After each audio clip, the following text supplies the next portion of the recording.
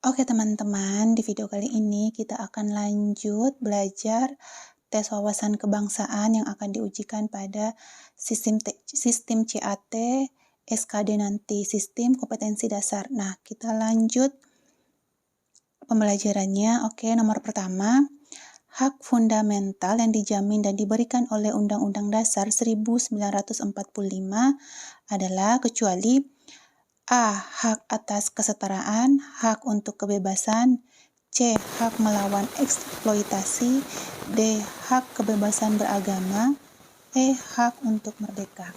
Oke, di sini adalah jawabannya. Teman-teman boleh di-skip dulu jawabannya supaya teman-teman bisa memberikan jawaban yang benar. Nah, untuk pembahasannya di sini adalah pada jawaban E. Hak fundamental yang dijamin oleh Undang-Undang Dasar 1945 adalah hak untuk kesetaraan, hak untuk kebebasan, hak untuk kebebasan beragama, hak melawan eksploitasi, dan hak untuk budaya dan pendidikan. Nah, lanjut nomor 2.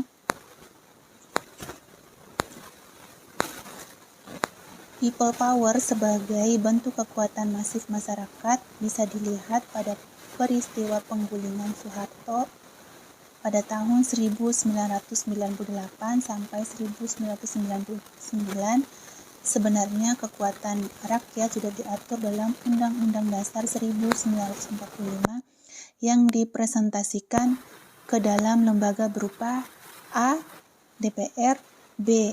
MPR, C. MA, D. MK, dan E. KY. Oke, untuk jawaban yang benar adalah pada jawaban B. Penjelasannya di sini, representasi dari kekuatan masyarakat people power dalam kelembagaan Republik Indonesia adalah Majelis Permusyawaratan Rakyat. Nah, di sini adalah MPR. Oke, nomor 3. Salah satu bentuk fungsi dari Undang-Undang Dasar 1945 adalah brevity yang berarti A. Dapat diubah melalui amandemen, B. Memuat hal penting dan mendasar, C. Berdiri dari pasal-pasal dan ayat, D. Dapat mengikuti perkembangan, E. Mengatur semua hal yang mengatur. Nah, di sini jawabannya adalah pada jawaban A. Penjelasannya pada jawaban B. Penjelasannya adalah brevity merupakan sifat dari Undang-Undang Dasar 1945 yang memiliki makna bahwa Undang-Undang Dasar 1945 tidak boleh memuat hal-hal yang panjang dan berisi ketentuan penting yang mendasar. Oke, kita masuk pada poin nomor 4.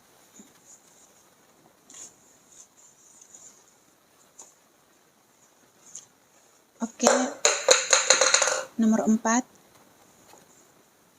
Selain sebagai konsepsi dasar, nilai ketuhanan yang Maha Esa dalam Pancasila merupakan komando dominator yang memiliki arti bahwa A. Faktor pemersatu, B. Faktor penyelaras, C. Faktor penggabung, D. Faktor penyeimbang, dan E adalah faktor keberagaman.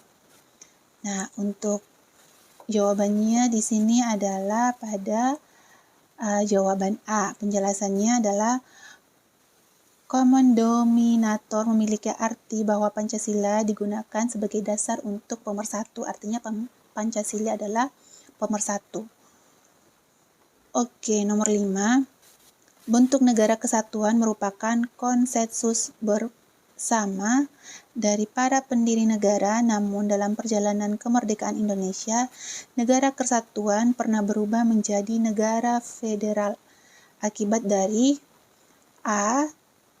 Konsep negara kesatuan belum jelas dan tidak kunjung memberikan efek baik kepada negara, B. Konferensi meja bundar yang harus diterima bangsa Indonesia demi stabilitas politik pada masa tersebut, C.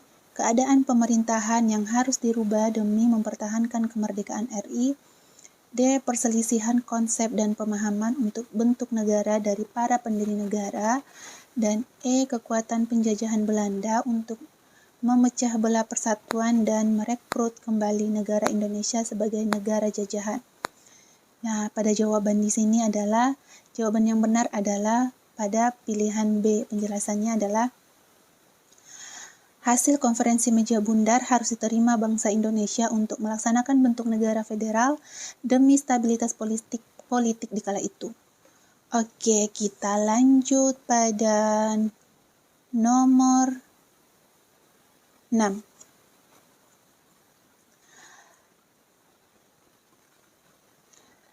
Percaya akan Tuhan Yang Maha Esa dengan agama untuk saling menghargai demi kemanusiaan yang beradab merupakan esensi dari nilai kebangsaan dalam Undang-Undang Dasar 1945.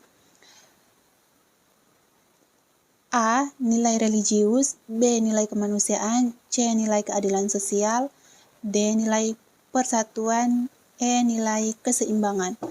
Nah, jawaban yang benar adalah B. Maksud dari nilai religius sebagai nilai kebangsaan berdasarkan Undang-Undang Dasar 1945 adalah meyakini bahwa Tuhan Yang Maha Esa dalam agama masing-masing kepercayaan demi terciptanya kemanusiaan yang beradab.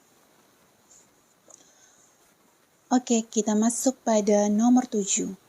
Pasal 7 Undang-Undang Dasar 1945 hasil amandemen ke-4 menyatakan bahwa Presiden dan Wakil Presiden memegang jabatan selama 5 tahun dan dapat dipilih kembali dalam jabatan yang sama dalam 1 kali masa jabatan. Apabila ketentuan dasar tersebut tidak diamandemenkan, maka A. Sistem pemerintahan Indonesia akan menjadi otoriter, B. Adanya pergantian presiden selama kurun waktu 5 tahun sekali, C. Kekuatan yang dimiliki presiden akan diteruskan oleh keturunannya, D. Adanya kesempatan untuk melakukan penyalahgunaan wewenang jabatan, E.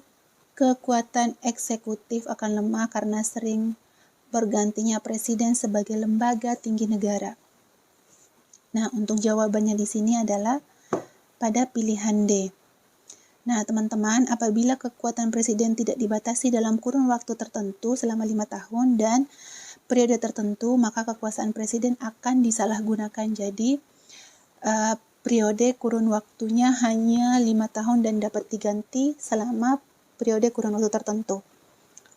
Oke, pada nomor 8. Keberadaan Pancasila yang terdapat dalam pembukaan Undang-Undang Dasar 1945 digunakan sebagai pedoman pelaksanaan penyelenggaraan negara, sehingga fungsi Pancasila maksudnya di sini. Oke, pada pilihan A. Ideologi, B. Dasar negara, C. Falsafat negara, D. Pedoman hidup, dan E. Norma dasar.